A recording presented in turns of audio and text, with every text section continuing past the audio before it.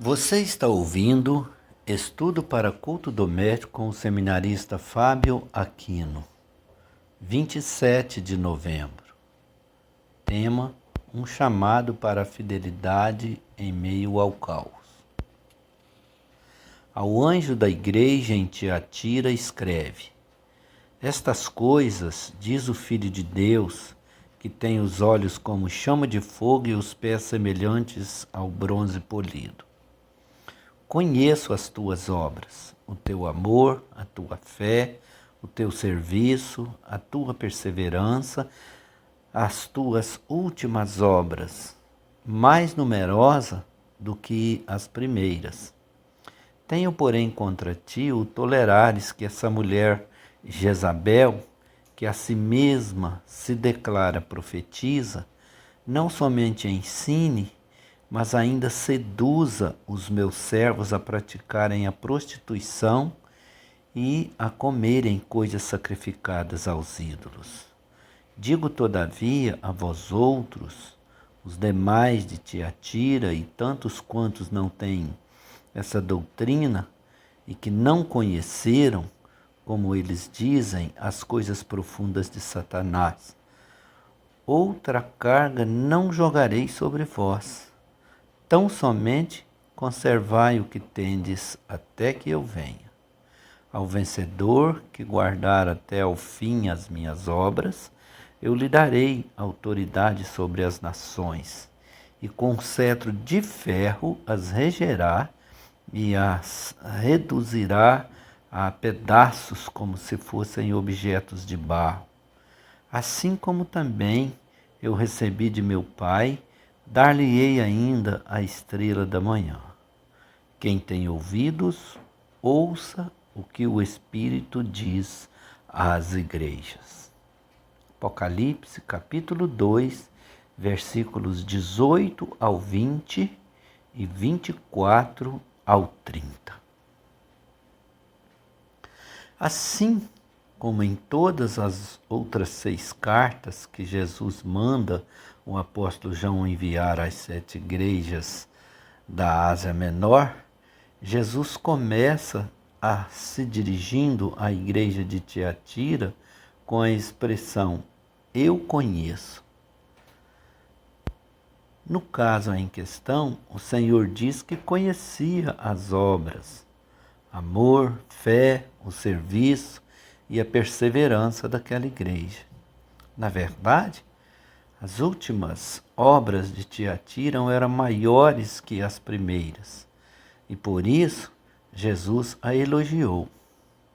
Apesar disso, a igreja de Tiatira estava longe de ser uma comunidade perfeita, pois Jesus disse verdades maravilhosas sobre ela, mas ele também fez duras críticas.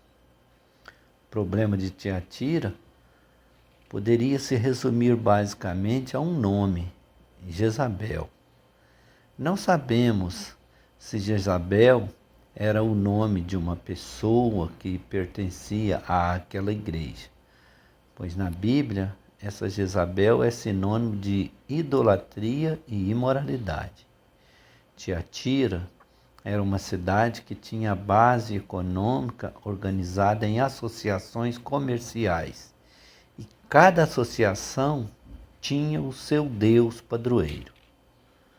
Portanto, ser comerciante naquela cidade era quase que necessariamente abraçar o paganismo. Desse modo, o cristão em Tiatira não tinha vida fácil, pois em uma cidade que vivia do comércio, não fazer parte dessas associações implicava em passar necessidades e perseguições.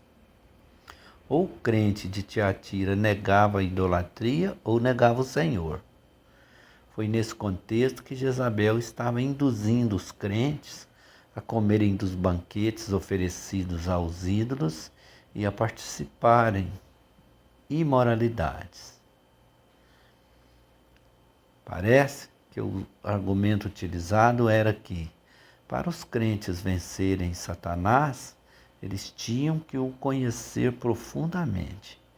e dessa forma se tornariam melhores cristãos.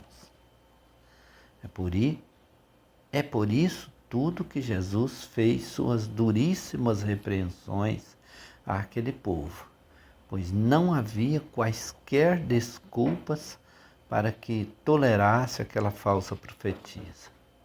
Jesus prometeu disciplinar não só a mulher, mas todos aqueles que seguiam seus ensinos. A disciplina é o meio que o Senhor usa para chamar ao seu povo ao arrependimento. No meio de tanto erro, ainda existia um grupo fiel que negava toda a prática mundana. E isso nos ensina que podemos ser fiéis a Deus no meio da infidelidade generalizada. A impureza dos outros não é desculpa para não fazermos o que é certo. Em meio a tantas heresias em um mundo pós-moderno que vivemos, ainda há pregadores, pastores e crentes que não se corromperam. Jesus ordenou ao povo fiel de Tiatira a preservar, a perseverar até que ele venha. Isso nos mostra que não precisamos abraçar as novidades do mercado da fé, pois em Jesus temos tudo o que precisamos. Para sermos fiéis, não precisamos de coisas novas, mas de retornarmos cada dia mais à palavra, que é suficiente e tem todo o alimento que precisamos. Enquanto Jezabel prometia coisas na terra, Jesus terminou a sua carta àquela igreja prometendo coisas na eternidade.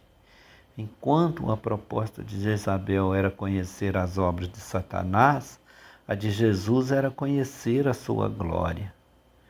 Que a carta à igreja de Tiatira possa rasgar os séculos, como tem feito, e nos ensinar hoje que devemos buscar uma vida pura que agrade ao Senhor Jesus, mesmo em um contexto de caos, e que o nosso maior objetivo seja conhecer cada vez mais a Jesus, até que Ele venha e nos tornaremos como Ele é. Amém.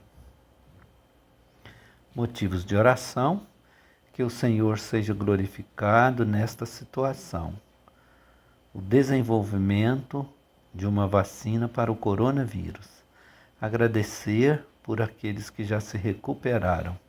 Orar pelos profissionais da saúde, pelos idosos e grupo de risco. Por aqueles que já estão internados por infecção do coronavírus. Orar pelo retorno às atividades e pela Igreja do Senhor em todo o mundo. Que Deus assim nos abençoe. Amém.